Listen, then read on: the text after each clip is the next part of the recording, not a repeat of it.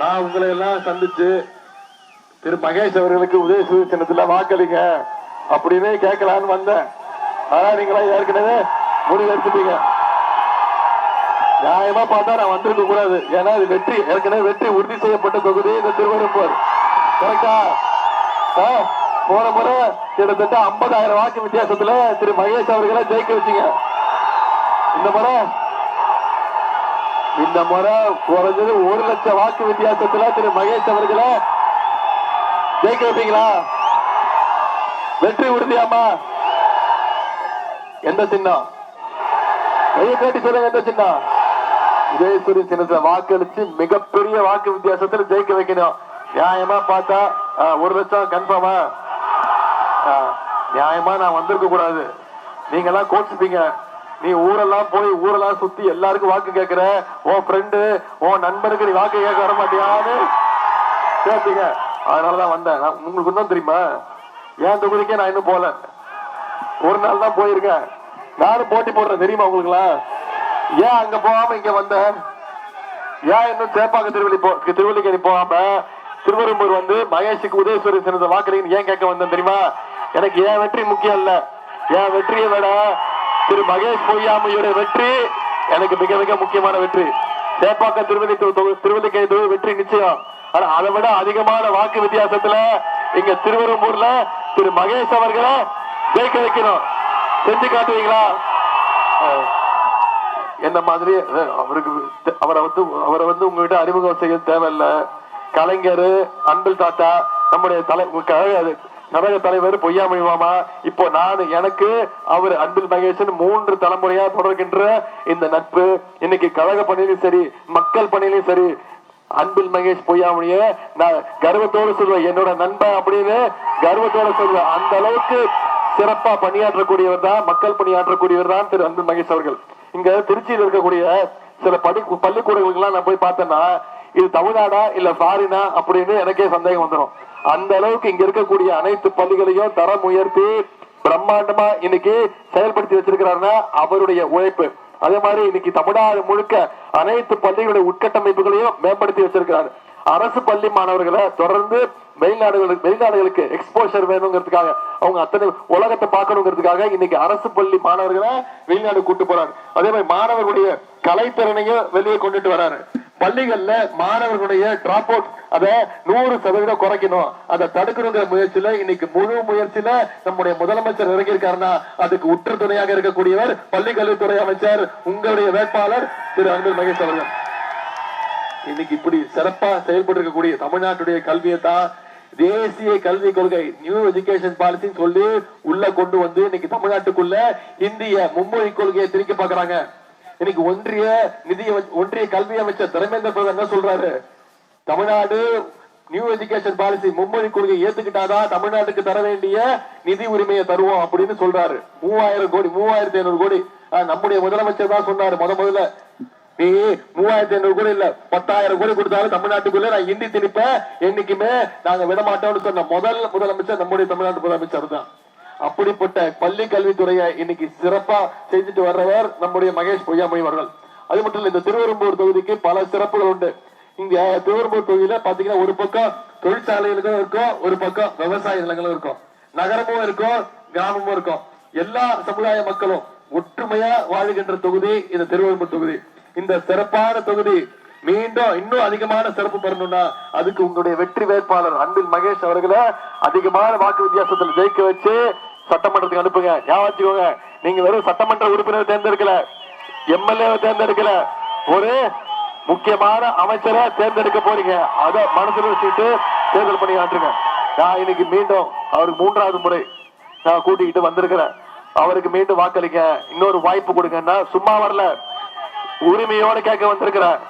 இவ்வளவு திட்டங்களை செஞ்சு கொடுத்திருக்கிறோம், இந்த தொகுதிக்கு இவ்வளவு திட்டங்களை பண்ணிருக்கிறாரு, இவ்வளவு சாதனைகளை செஞ்சிருக்கிறாரு, அந்த உரிமையோட மீண்டும் அவருக்கு வாய்ப்பு கொடுங்க நான் கேட்க வந்திருக்கிறேன். நம்முடைய முதலமைச்சர் அவர்கள் அரசு திட்டங்கள் தொடங்கி வைக்க 3 முறை இந்த தொகுதிக்கு வந்திருக்கிறாங்க. அதுல முக்கியமா துவாக்குடி நகராட்சியில 58 கோடி மதிப்பீட்டுல ஒரு மாதிரி பள்ளி, இன்னைக்கு தமிழ்நாட்டிலேயே மிகச்சிறந்த மாதிரி பள்ளி எங்க இருக்கு? திருவெரும்பூர் தொகுதியில துவாக்குடியில. அதே மாதிரி பொன்மலையில அன்பு சோலை திட்டத்தை நம்முடைய முதலமைச்சர் அவர்கள் தொடங்கி வச்சாங்க. காட்டூர்ல ஆதி திராவிடர் நலப்பள்ளியில வானவில் மன்றம் அப்படிங்கிற மன்றத்தை நம்முடைய முதலமைச்சர் துவங்கி வச்சாங்க. இளந்தப்பட்டியில இன்னைக்கு 50 கோடி ரூபாய் ஒதுக்கீடு செய்யப்பட்ட என்னுடைய விளையாட்டு மேம்பாட்டு துறை சார்பாக இன்னைக்கு ஒலிம்பிக் அகாடமி வேலைகள் நடந்துட்டு இருக்கு. மீண்டும் தமிழ்நாட்டு முதலமைச்சரா நம்முடைய முதலமைச்சர் வந்து அதை திறந்து வைப்பாரு. அது மட்டும் இல்ல, தொகுதியில வரக்கூடிய 13 மாநகராட்சி வார்டுகளுக்கும் 155 கோடி ரூபாய் மதிப்பீட்டுல சாலைகள் போடப்பட்டிருக்கு. 8 கோடி ரூபாய் மதிப்பீட்டுல மழைநீர் வடிகால் வசதிகள் கொண்ட சாலைகள் அமைக்கப்பட்டிருக்கு. துவாக்குடி அரசு மருத்துவமனைக்கு 4 கோடி ரூபாய் மதிப்பீட்டுல இன்னைக்கு புதிய கட்டிடங்கள் கட்டி கொடுத்திருக்காரு.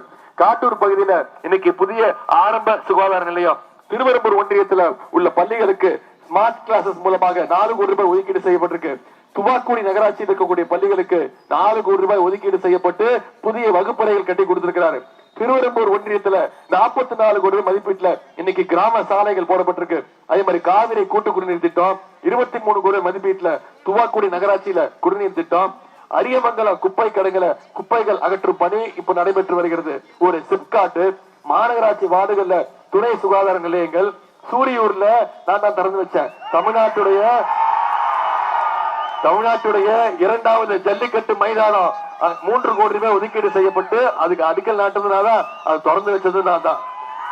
இப்படி இந்த தொகுதியில 450 கோடி ரூபாய் அளவிற்கான வளர்ச்சி திட்டங்களை உங்களுடைய சட்டமன்ற உறுப்பினர் திரு அன்பில் மகேஷ் அவர்கள் கொடுத்திருக்கிறார். அது மட்டும் இல்ல, இதெல்லாம் அரசு செலவு. இதை மட்டும் இல்லாம தொகுதியில் உள்ள அனைத்து அரசு தொடக்க பள்ளிகள்லயும் அமைச்சர் அவர்கள் அவருடைய சொந்த செலவுல RO வாட்டர் வசதி செய்து கொடுத்திருக்கிறார். பூலாங்குடி நரிக்குறவர் குடியிருப்பு மாணவர்கள் படிக்க, பூலாங்குடி நரிக்குறவர் குடியிருப்பு மாணவர்கள் படிக்கிறதுக்கு சொந்த செலவுல போக்குவரத்து வசதி ஏற்படுத்தி கொடுத்திருக்கிறார். வேன் வசதி ஏற்படுத்தி கொடுத்திருக்கிறார். இந்த திட்டங்கள்லாம் தொடரணும். இன்னும் பல்வேறு திட்டங்கள் இந்த தொகுதிக்கு வரணும்னா வர்ற 23ஆம் தேதி உதயசூரியன் சின்னம் நம்முடைய அன்பில் மகேஷ் அவர்களுக்கு வாக்களிச்சு வெற்றி நிச்சயமா. இது மட்டும் இல்ல, இன்னும் சில வாக்குறுதிகளை நாம கொடுத்திருக்கிறோம்.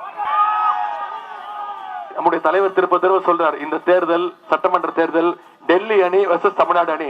நாம தமிழ்நாடு அணி ஜெயிச்சு காட்டுவோமா? ஏன் எதனால சொல்றாரு? நம்ம டெல்லி அணியில நம்ம தமிழ்நாடு அணி டெல்லி அணி வீழ்த்தணும்னு ஏன் சொல்றாரு? நான் இவ்வளவு திட்டங்கள் சொன்னேன்ல, உங்க தொகுதிக்கு மட்டும் இவ்வளவு திட்டங்கள் சொன்னேன்ல. நம்ம முதலமைச்சர் பொறுப்பேற்ற பிறகு போட்ட முதல் கையெழுத்து மகளிருக்கு கட்டணம் இல்லா பேருந்து திட்டம். கரெக்டா?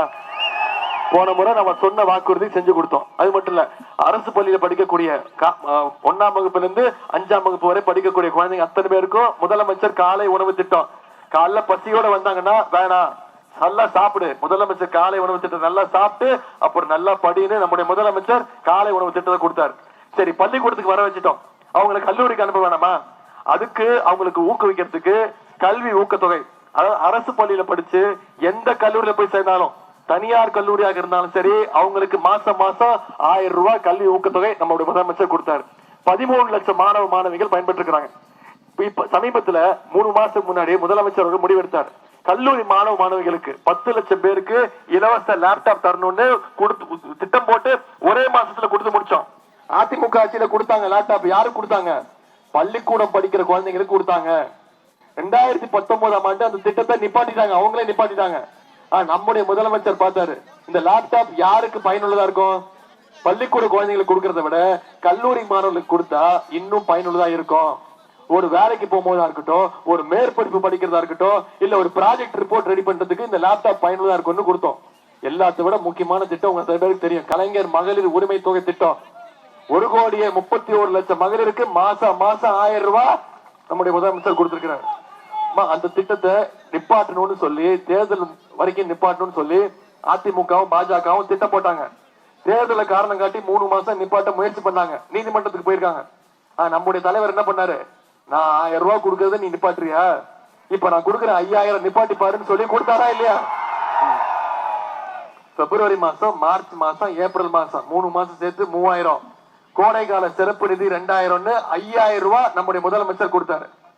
முதலமைச்சர் காலையில 6:30 மணிக்கு பேங்க் அக்கவுண்ட்ல போட்டாரு. ஆனா நம்ம மகளிர் என்ன பண்ணாங்க தெரியுமா? காலைல 9 மணிக்கெல்லாம் போய் பணத்தை எடுத்துட்டாங்க. ஏன் தெரியுமா?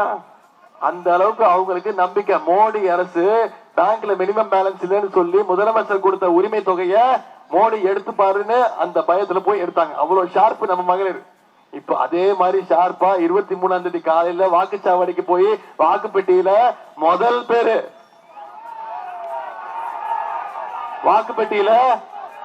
பேரு அன்பில் மகேஷ் பொய்யாமணின்னு இருக்கும். அதுக்கு நேரா உதயசூரியன் சின்ன இருக்கும். அதுல நம்ம போடுறோம்ல ஓட்டு, அதுதான் உங்களுடைய வெற்றியை உறுதி செய்யும். பண்ணுவீங்களா? வாக்குப்பெட்டியில 23ஆம் தேதி முதல் இடம். அதுலயே இருக்கிற என்ன போட்டோ, அப்படி என்ன போட்டோ, தப்பா நினைச்சுக்க போறாங்கப்பா. போட்டோ காட்டுல எடப்பாடி பழனிசாமி போட்டோப்பா. இப்போ வாக்குறுதி கொடுத்திருக்கிறோம். என்ன வாக்குறுதி? மீண்டும் ஆட்சி அமைஞ்சோன்ன திராவிட மாடல் 2.2 ஆட்சி அமைஞ்சோன்ன மகளிர் உரிமை தொகை 1000 ரூபாய் இல்ல உயர்த்தி 2000 ரூபாய் கொடுப்பேன்னு முதலமைச்சர் சொல்லியிருக்கிறார். கல்வி ஊக்கத்தொகை 1000 கிடையாது, 1500 உயர்த்தி தருவேன்னு சொல்லியிருக்கிறார். காலை உணவு திட்டம் 5ஆம் வகுப்பு வரைக்கும் 8ஆம் வகுப்பு வரைக்கும் உயர்த்தி தருவேன்னு சொல்லியிருக்கிறார். அடுத்த 5 வருஷத்துல அனைத்து கல்லூரி மாணவ மாணவிகளுக்கும் 35 லட்சம் லேப்டாப்கள் இலவசமா கொடுக்கப்படும் வாக்குறுதி கொடுத்திருக்கிறோம். அடுத்த 5 வருஷத்துல 10 லட்சம் கலைஞர் கனவு இல்லம் கட்டப்பட்டு யார் யாருக்கெல்லாம் வீடு இல்லையோ அவங்களுக்கு எல்லாம் வீடு கொடுக்கப்படும் வாக்குறுதி கொடுத்திருக்கிறோம். ஓய்வூதியம், முதியோர் உதவி தொகை ஓஏபி இப்போ வரைக்கும் 1200 கொடுத்துட்டு இருக்கோம். மீண்டும் ஆட்சிக்கு வந்தோம்னா 2000 ரூபாய் உயர்த்தி தரணும் வாக்குறுதி கொடுத்திருக்கிறோம். எல்லாத்தை விட முக்கியமான வாக்குறுதி உங்களுக்கு தெரியும். மகளிர் கையில ஆட்சி வந்தோடனே நம்முடைய தலைவர் முதலமைச்சர் மகளிர் கைகள்ல 8000 ரூபாய் அந்த கூப்பன் கொடுத்துருவாரு. மகளிர் அவங்க வீட்டுக்கு என்ன மின்சாதன பொருட்கள் தேவையோ, ஏசியோ, பிரிட்ஜோ, டிவியோ, கிரைண்டரோ, மிக்சியோ எதுவாக இருந்தாலும் அவங்களே முடிவு பண்ணி அவங்க இஷ்டத்துக்கு வாங்கிக்கலாம். நம்முடைய திராவிட மாடல் 2.2 ஆட்சி அமையணும். அதுக்கு நீங்க அந்த வெற்றி இங்க திருவெரும்பூர் தொகுதியில மிகப்பெரிய வெற்றியா இந்த தேர்தல் வெற்றியா நீங்க மாத்தி காட்டணும். செய்வீங்களா? போட்டோவா நானே மறந்துட்டாலும் நீங்க சரி. அது மொரட்டு பக்தர்கள் பார்த்திருப்பீங்க, மொரட்டு தொண்டர்கள் கேள்விப்பட்டிருப்பீங்க. எங்கேயாவது பார்த்திருக்கீங்களா ஒரு மொரட்டு அடிமைய? திரு எடப்பாடி பழனிசாமி தான் இருக்கிறதுலே நம்பர் 1 மொரட்டு அடிமைன்னு நான் சொல்லிட்டேன். ஏன் சொன்னேன்? நான் சும்மா சொல்லல. மோடி என்ன சொன்னாலும் ஓகேன்னு தலையாட்டிக்கிட்டு அவர் பின்னாடியே சுத்திட்டு இருக்காரு. மோடி இங்க வானா வந்துடுறது, டெல்லிக்கு ஓடியே போயிடுறாரு. மோடியை பார்க்க 4 கார் திருட்டுத்தனமா மாறி போறாரு. பார்த்துட்டு வெளில வரும்போது மூஞ்ச மூடிட்டு ஓடி போயிடுறாரு. இது மாதிரி தமிழ்நாட்டுடைய உரிமைகள் எல்லாத்தையும் டெல்லி என்ன சொல்லுதோ அது கேட்டுக்கிட்டு நடந்துட்டு இருக்கிறார். அதனால தான் நான் சொன்னேன், திரு எடப்பாடி பழனிசாமி அவர்களே, தமிழ்நாட்டு உரிமைகளுக்கு குரல் கொடுங்க, தமிழ்நாட்டு பக்கம் நில்லுங்க, தமிழ்நாட்டு மாணவர்கள் பக்கம், நம்ம தமிழ்நாட்டு இளைஞர்கள் பக்கம் நில்லுங்க. எடப்பாடி பழனிசாமி அவர்கள் ஆட்சியில் இருக்கும் போது தான் நீட் தேர்வு தமிழ்நாட்டுக்குள்ள வந்தது. கரெக்டா இல்லையா? 2017ஆம் ஆண்டு ஜெயலலிதா அம்மா உயிரோடு இருக்க வரைக்கும் தமிழ்நாட்டுக்குள்ள நீட் தேர்வு வரல. மோடி அரசு இந்த அடிமை கூட்டத்தை பயன்படுத்தி தமிழ்நாட்டுக்குள்ள நீட் தேர்வை விட்டாங்க. அதே மாதிரி உதய மின் திட்டம்னு ஒண்ணு கொண்டு வந்தாங்க. அதையும் ஜெயலலிதா அம்மா இருக்கிற வரைக்கும் தமிழ்நாட்டுக்குள்ள அனுமதிக்கல. இந்த அடிமை கூட்டம் தான் அனுமதிச்சது. இதனால்தான் சொன்னேன், அடிமையா இருக்காதீங்க, நம்பர் 1 மொரட்டு அடிமையா இருக்காதீங்க, எந்திரிச்சு வாங்க அப்படின்னு சொன்னேன். உடனே என்ன சொன்னாரு? கண்ணா அப்படின்னு திட்டினாரு. செத்து போயிருக்கணும்ட்டாருங்க. என் உயிரை வாங்குறான்ட்டாரு. என் உயிரை வாங்குறான், செத்து தொலையாண்டா அப்படிங்கிற மாதிரி சொல்லிட்டாரு. இன்னும் கெட்ட வார்த்தையில மட்டும் தான் திட்டல. ஆனா அதை பத்திலாம் எனக்கு கவலை கிடையாது. நான் என்ன சொன்னேன்? ஆமா உங்க அனுபவம் இல்லைன்ட்டாரு. உதயநிதிக்கு எந்த அனுபவமே கிடையாது அப்படின்ட்டாரு. ஆமா எனக்கு அனுபவம் கிடையாது தான், இந்த அனுபவம் எனக்கு கிடையாது தான். இந்த அனுபவம் அம்மா கீழே ஒருத்தர் படுத்திருக்காருமா,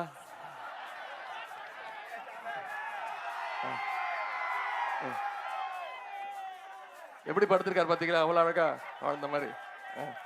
இதை தாமா சொன்னேன். இப்போ என்ன பண்ணிட்டாரு தெரியுமா?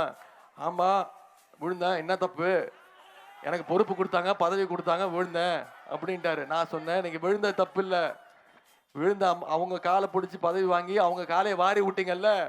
கேட்டாரு, நீயா என்ன முதலமைச்சர் ஆக்குறேன்னு பார்த்து கேட்டாரு. இப்போ என்ன விட்டுருங்க, நம்ம வேடிக்கை பார்ப்போம். சசிகலா உள்ள வந்துட்டாங்க. இன்னைக்கு காலில இருந்து அவங்க சொல்ல ஆரம்பிச்சிட்டாங்க, ஆமா உதயநிதி சொல்றது கரெக்ட் தானே, என் காலில் விழுந்தானே. இனிமே என்ன பண்ணுவார் தெரியுமா எடப்பாடி பழனிசாமி? என்ன விட்டுருவாரு. இப்போ சசிகலாமாவை திட்டுவாரு. ஆனா சசிகலாமாவை திட்ட முடியாது. ஏன் தெரியுமா? நேத்து தான் சொல்லியிருக்கிறாரு, என்னை விட வயசுல மூத்தவங்க அது இதுன்னு கதை விட்டாரு. இப்போ அங்கேயும் மாட்டிக்கிட்டாரு, லாக் ஆயிட்டாரு. அதனால இந்த அடிமை கூட்டத்தை இந்த தேர்தலோட ஏற்கனவே 10 தோல்வி பழனிசாமி கொடுத்துருக்குறோம். இந்த முறை 11 தோல்வி. நீங்களாம் பார்த்துருக்கீங்களா, தொலைக்காட்சியில் பார்த்துட்டு இருக்கீங்களா? அவர் பேசும்போது 2 விரல் காட்டுறாருல்ல, என்ன நினைச்சிட்டு இருக்கீங்க? அவர் வாக்கு கேட்கிறாரு நினைச்சிட்டு இருக்கீங்களா? கிடையாது. இது வரைக்கும் நான் 10 முறை தோத்துட்டேன், இப்ப நான் 11வது முறையா தோக்க போறேங்கிறத சிம்பாலிக்கா சொல்லிட்டு இருக்கிறாரு திரு எடப்பாடி பழனிசாமி. அதை செஞ்சு காட்டுவோமா? நிச்சயம் செஞ்சு காட்டுவோமா? எல்லாம் அன்போடு கேட்கிறேன், பண்போடு கேட்கிறேன், பாசத்தோடு கேட்கிறேன், உரிமையோடு கேட்கிறேன், உங்க வீட்டு பிள்ளையாக இருந்து கேட்கிறேன். இன்னும் பெருமையா சொல்லணும், தலைவருடைய மகனாக இருந்து கேட்கிறேன். இன்னும் பெருமையா பூரிப்பா சொல்லலாம், முத்தமிழர் டாக்டர் கலைஞருடைய பேரனாக இருந்து கேட்கிறேன். உதயசூரியன் சின்னத்துல வாக்களிச்சு அன்பில் மகேஷ் அவர்களை 1 லட்சம் வாக்கு வித்தியாசமா, அதிகமான வாக்கு வித்தியாசத்தை ஜெயிக்க வச்சு சட்டமன்றத்துக்கு அனுப்புங்க. மீண்டும் நம்முடைய திராவிட மாடல் 2.2 ஆட்சி அமைய போவது உறுதி. உங்க தொகுதிக்கு என்னென்ன தேவையோ அதை நிச்சயம் இன்னும் அதிகமான பணிகளை, திட்டங்களை உங்களுடைய சட்டமன்ற உறுப்பினர் அமைச்சராகி நிச்சயம் இந்த தொகுதிக்கு கொண்டு வருவாருங்கிற அந்த நம்பிக்கையை கொடுத்து உங்க அத்தனை பேருடைய அன்புக்கும் ஆதரவுக்கும் நன்றி தெரிவிச்சு ஆதரிப்பீர். உதயசூரியன். நன்றி நன்றி நன்றி. கேள்வி கண்ண இல்ல, தலைமுறை இல்ல, புதிச்ச தலைவண்டா, சொன்னதெல்லாம் செஞ்சு